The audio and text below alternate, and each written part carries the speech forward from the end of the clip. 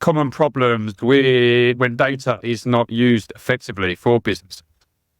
Yeah, that's really important. And sadly, we have a long way to go. Gartner research has claimed that only 20% of analytics insights will be used to deliver business outcomes this year. So that means that quite a few business decisions are being made without appropriate underlying data to validate it, to redirect the decision, et cetera. So we have a long way to go. And most people tend to, as I said earlier, focus on the data within their company. But it is really difficult to build high quality predictive models using only internal data. As we mentioned, there's emerging macro global risks, business specific risks, et cetera. And data around these broad exposures are frequently detailed and distributed to increase awareness and encourage risk assessment and mitigation, but they tend to be siloed in the enterprise risk management team and not brought down to bounce up against internal data.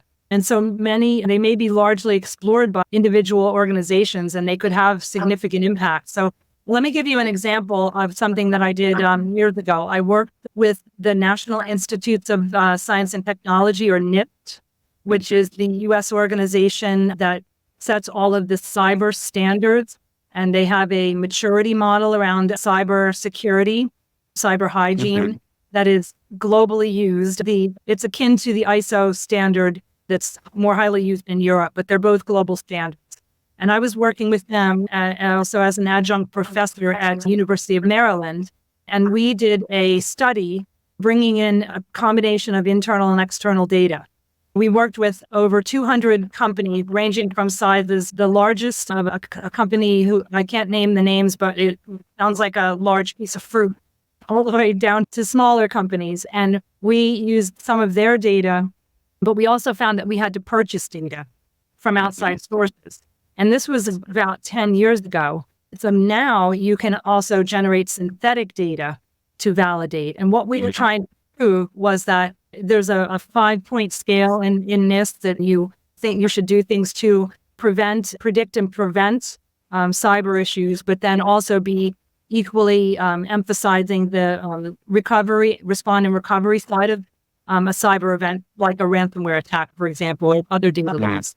And what we were trying to validate was that companies that spend more time and effort on the backside, making sure that they're adequately prepared to respond and recover and report, are actually less likely to actually incur those losses on the front side. They're less likely to be hacked. But in order to prove that hypothesis, we had to bring in not only corporate data, but purchase data and now synthetic data. Interesting. It's a focus on your defense, not offense. Yeah, both, but equally.